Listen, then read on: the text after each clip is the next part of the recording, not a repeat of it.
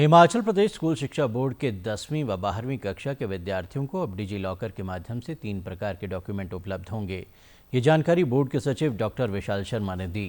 उन्होंने कहा कि अब डिजी लॉकर में पासिंग सर्टिफिकेट के साथ डिटेल मार्कशीट व माइग्रेशन सर्टिफिकेट भी उपलब्ध होगा। उन्होंने कहा कि कई बार बोर्ड को शिकायतें प्राप्त होती थी कि परीक्षा परिणाम घोषित होने के बाद भी कई दिनों तक विद्यार्थियों को प्रमाण पत्र नहीं प्राप्त हुए। ऐसे में बोर्ड ने डिजी लॉकर के माध्यम से प्रमाण पत्र उपलब्ध करवाने का निर्णय लिया। इससे ऐसे छात्र जो 12वीं कक्षा पास करने के बाद सरकारी नौकरी में जाना चाहते हैं, उन्हें भी समय पर पासिंग सर्टिफिकेट मिल सकेगा। बोर्ड ने यह भी फैसला लिया है कि वर्ष 2012 के बाद पिछले 10 वर्षों का जितना भी डाटा है उसे डिजी लॉकर पर उपलब्ध करवाया जाएगा, ताकि विद्यार्थी जब चाहे अपने दस्तावेज की प्रतिलिपि खुद ही निकाल सकेंगे।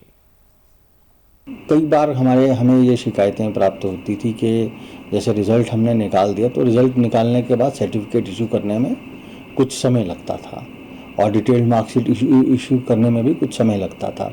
उसके अलावा बहुत सारे छात्र ऐसे हैं जो बाहर की स्टेटों में जाना चाहते हैं, वहाँ पे कहीं एडमिशन लेना चाहते हैं, तो उनको माइग्रेशन सर्टिफिकेट की ज़रूरत पड़ती थी।